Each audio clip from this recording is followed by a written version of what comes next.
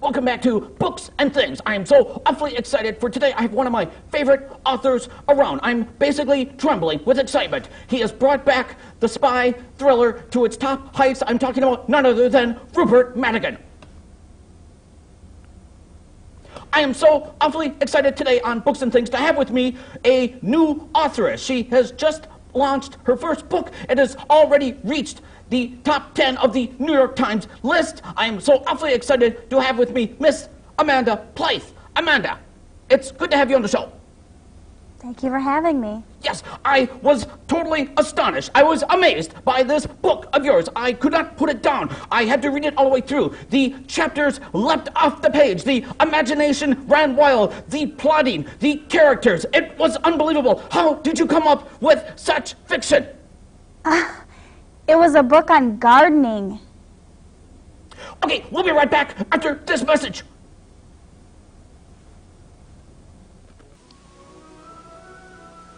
This holiday season, treat your entire family to an endearing Yuletide classic. The Sherbert brothers are proud to return to the Twin Cities an evening of magic, warmth, and beauty, featuring the timeless music of Tchaikovsky and the grace and artistry of the prima ballerina of her time in her signature role as the swan, Mademoiselle Fontainebleau. So grab the kids and come see the color. Come see the spectacle. Come see the pageantry of the Dying Swan.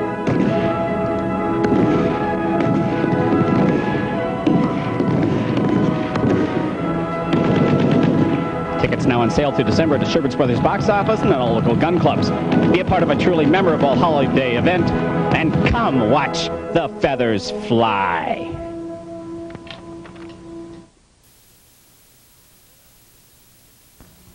I'm Miles Underwood, and this is today's news. On the national scene, no new developments on the 357-car pile-up on the Santa Monica thoroughfare, nor on the 12-train derailment outside of Chicago, or on the 57 planes missing outside of O'Hare Airport. On a related note, the Department of Transportation issued their annual statement, the holidays will soon be upon us, so plan your trips early. Locally, convicted murderer, rapist, and arsonist, the Reverend Antoine Spivak, will be arraigned today on charges of impersonating a member of society. A high-ranking member of the Minneapolis police force said, "Real members of society do not randomly shoot pedestrians in the head just to see how good of a shot he is, nor do they molest family pets just because he hasn't had a proper date in years, or even firebomb a department store just because he missed the white sale by 3 weeks.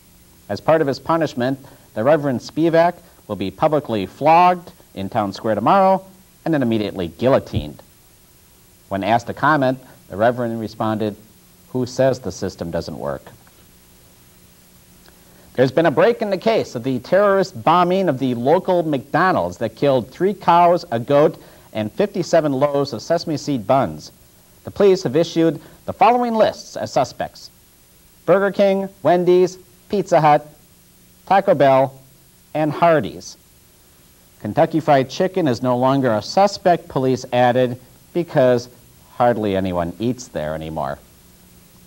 The race is on for the seat for county commissioner, and leading candidate Giovanni Don Carlo has issued a statement vehemently denying that he is a member of the mafia.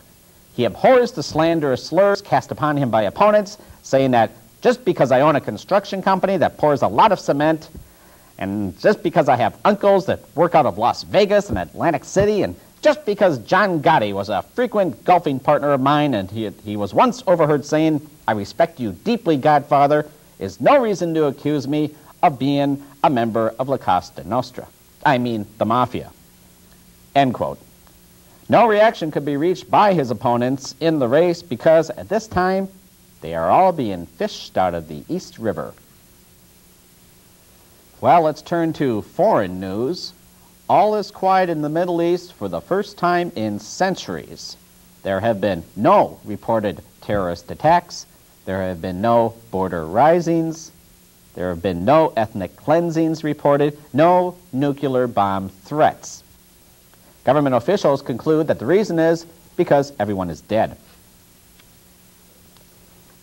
In sports, world-class athlete Damian Slanders has issued a lifetime trillion-dollar contract not to play any pro sports or make any commercial endorsements whatsoever.